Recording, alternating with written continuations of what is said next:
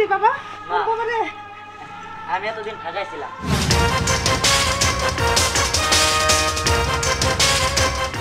জিহান সাহেব দেখি thank you so much amount 50 লক্ষ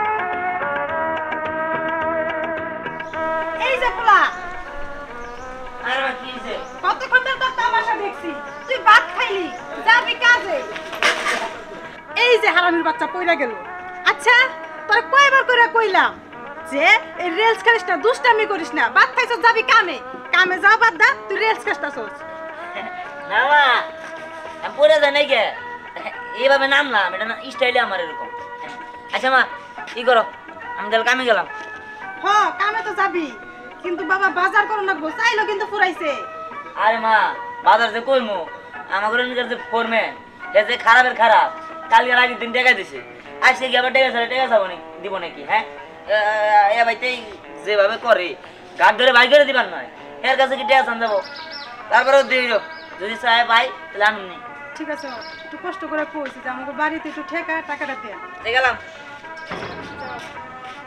আরে যে রাস্তাঘাটে গাড়ি লেস খাইছ না কিন্তু সাবধানে যাই নো ব্যাটারিটা তো কাজ করছে না এখন কি হবে রেফ রাইট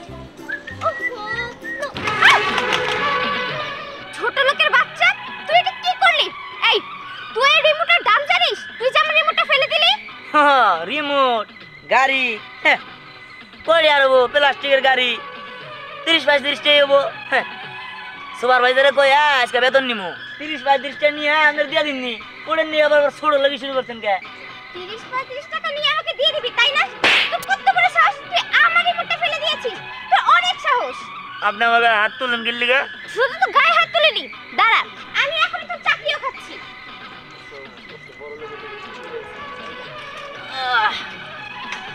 হ্যালো ম্যানেজার ওই যে দিহান নামের একটা শ্রমিক আছে না তুমি আজকে ওর ঘাট ধাক্কা দিয়ে একদম বের করে দিবি এখন কি হবে আমার গাড়িটাও ভেঙে ফেললো আমি ড্যাডিকে করে ফোন দিচ্ছি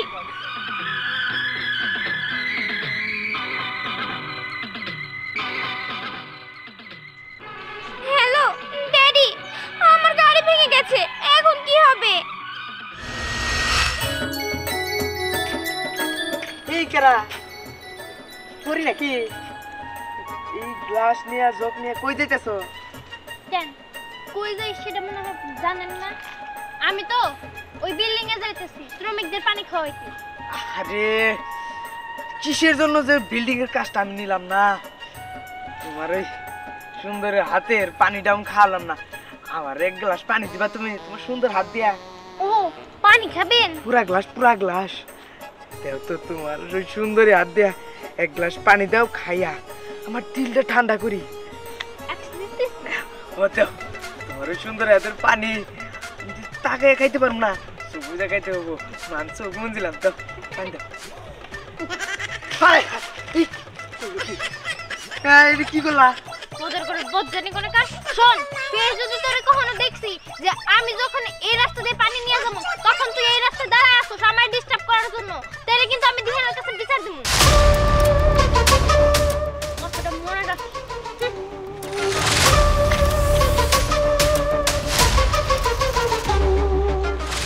দিহানের কথা মনে করে আমার খুব ভালোই লাগলো মনে রাখিস দিহান রে একদম কায় বালামু ঈদ ফুরায় গেছে তোরা করস কি তাক কোনে ঢুকে দিছিস তোদানির ভরা তোর আক্কেল কেন নাই আমার কাম বন্ধ হয়ে গেছে গা এই তোরে তো আমি খুঁজতেছি আসসালামু আলাইকুম ওয়া আলাইকুম আসসালাম আমার টিয়ার দরকার ভাই তো চাল নাই টিয়া তো দিমুই ওই হমন্দি বলা ওই টিয়া তো ম্যাডামের রিমোট বাক্সিস কে হ্যাঁ সাহস কত বড় তুই আমার ম্যাডামের রিমোট ভেঙে ফেলাইছস আরে আমি রাস্তাতে যাবো নিচে সামনে আইছি আমি কি করব আর হাত হাস করে লেগে গেছে গা ওইছে বকবক করিস না তো তোর তো কইছিল আমার ম্যাডাম যে তোরে একবার শেষ ফেসলাম না, বাইরা বাইরা বাইরা। তুই মন্দির বলা সামান্য একটা গাড়ি লিগে আমার বাইর করে দিতেছে। এই তুই কি করলি? সামান্য গাড়ি করলি? আরে আমার ম্যাডামের রিমোট মানে কি জানো? ওই জিনিসটা চান্দে ছাইও দাম বেশি।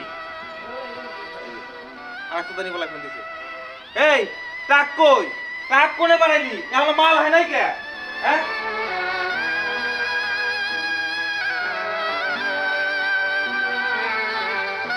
একটা খেলনা গাড়ি এত দাম, ছেলের লেগে আমার ঘাট ধরে বাইর করে দিছে কাছের থেকে।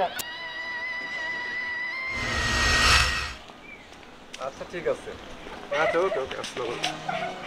কি ব্যাপার মামুনি, তুমি কান্না করছো কেন?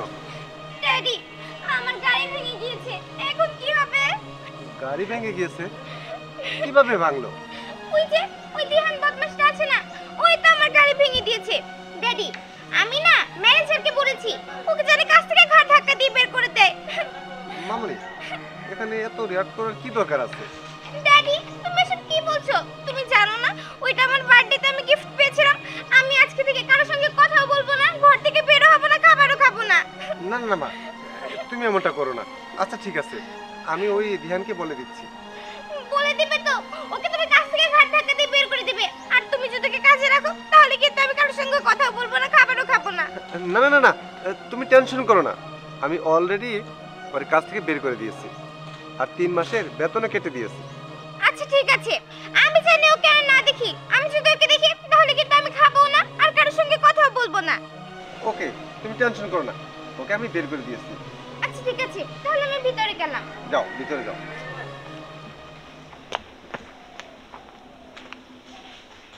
হ্যাঁ হ্যালো মমতা আপা।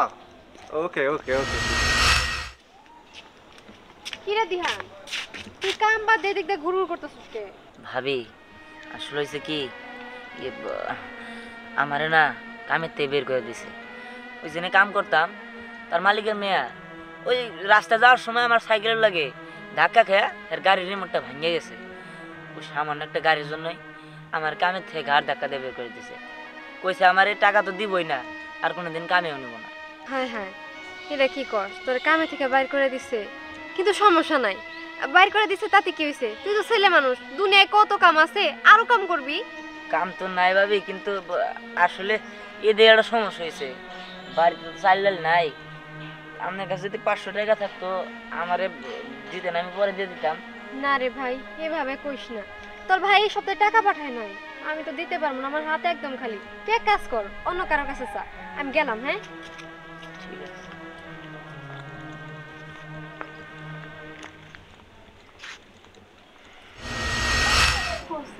কত বেলা হয়ে গেছে গা, এখনো কলারের হার খবর না।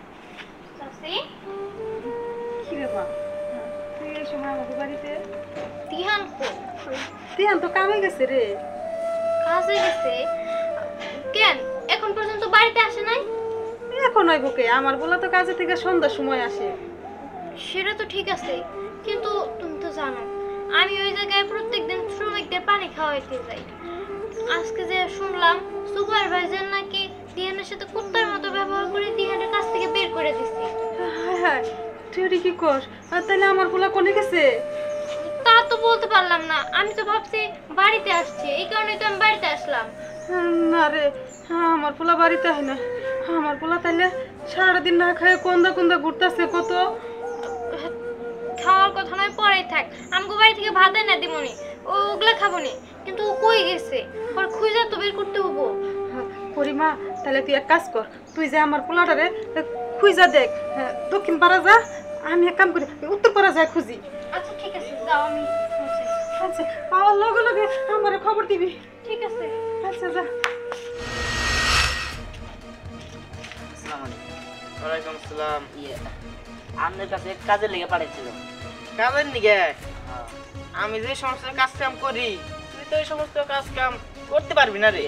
আপনি কোন, আমি যে কোনো কামই পারবো। শোন, আমি যে সমস্ত কাজ কাম করি ওই সমস্ত কাজ কাম তুই করতে পারবি না।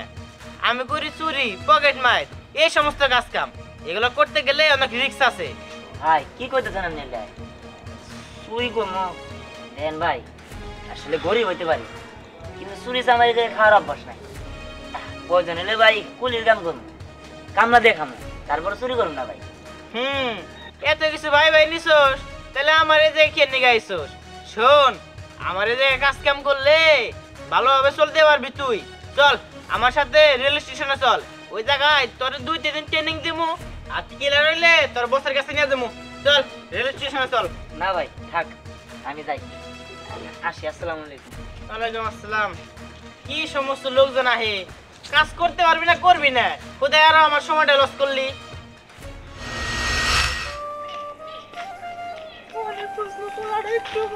চাচি মা আমার পোলারে পাইছো? না চাচি, কোষ কি? আমি সারা এলাকা তন্ন তন্ন করে খুঁজলাম, কোথাও আমার পোলারে দেখলাম না রে। চাচি এখন আর সারা এলাকা তন্ন তন্ন খুঁজে খুঁজে কোনো লাভই হবো না। তার মানে আমার পোলার কিছু হয়েছে তাইলে? আর না, দিহান ট্রাকে করে নাকি ঢাকায় চলে গেছে। কোষ কি তুই? আমার পোলা ঢাকায় গেছে গা? মানে আমার পোলা তো ঢাকার কোনো রাস্তাঘাট চিনে না, জীবনে কোনোদিন ঢাকা যায় নাই। আমার পোলা তাইলে আর কেমনে থাকবে ঢাকা শহর যায়? আর আমি বা কেমনে থাকবো আমার পোলারে ছাড়া? চাচি যে পর্যন্ত দিহান আমাকে গ্রামে না ফিরে আসতেছে সেই পর্যন্ত আমি আমার মারে তোমার সাথে রাখবো। খাওয়া দাওয়ার ব্যবস্থা হয়তো বা আমগো বাড়ি থেকে কোনোভাবে তোমার কইরা দিব, কিন্তু দিহানটা ছাড়া কোনো একটা ব্যবস্থা হয়ে যাবো নি চাচি। না রে মা, খাওয়া দাওয়ার কি করবো? আমার পোলারে ছাড়া কি আমার ভিতরে বাদ যাবো? না, আমার খাওয়া তো দরকার নাই। আমার পোলা জানি বাড়িতে, আমার পোলারে বাড়িতে আনার ব্যবস্থা করো তুমি। ওর কাছে না আছে কোনো ফোন যে ওরে কল দিমু, ও ফিরে আসবো আমাদের কাছে, ওরে বুঝাইতে পারবো? ওর কাছে কোনো কিছুই নাই যার মাধ্যমে আমরা ওর সাথে যোগাযোগ করতে পারবো। এখন আর কোনো কিছু করার নাই, যেটা হওয়ার সেটা তো হয়ে গেছে। কিন্তু আমি জানি তোমার দিহান তোমার কাছে একদিন না একদিন ফিরে আসবো। তাই জানি হয়, আমার ধ্যান জানি আমার কাছে ফিরে আহে, তাই জানি হয়। হে আল্লাহ, তুমি আমার পোলারে যেখানে রাখো ভালো রাখো, ভালো রাখো।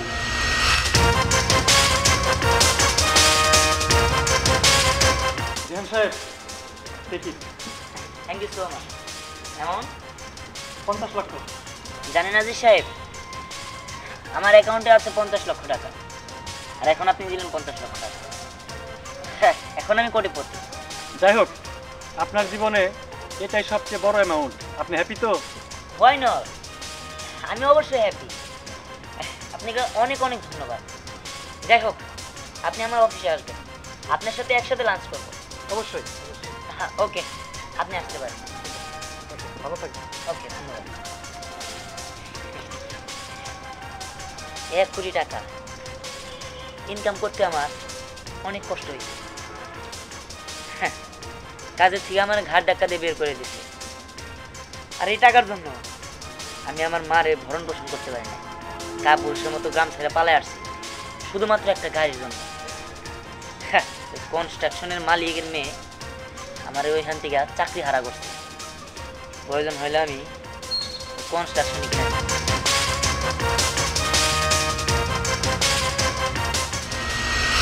মা, মা, মা,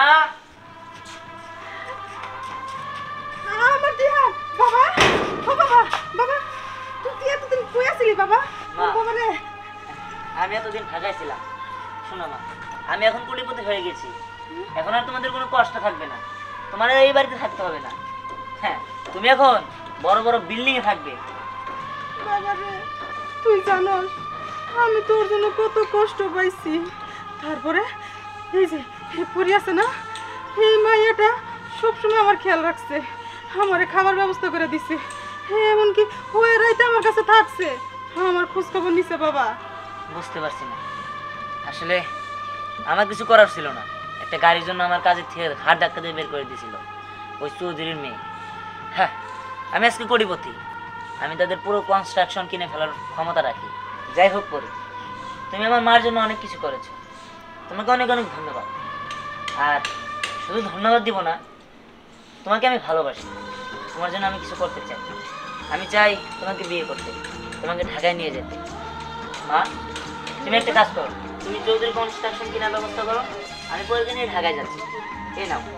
আর শোনো, গেটের সামনে যে গাড়িটা দাঁড় করা আছে ওই গাড়িতে চড়ে তুমি ওই চৌধুরী কনস্ট্রাকশনটা কিনতে যাবে। পরি, তুমি আসো আমার সাথে। চল।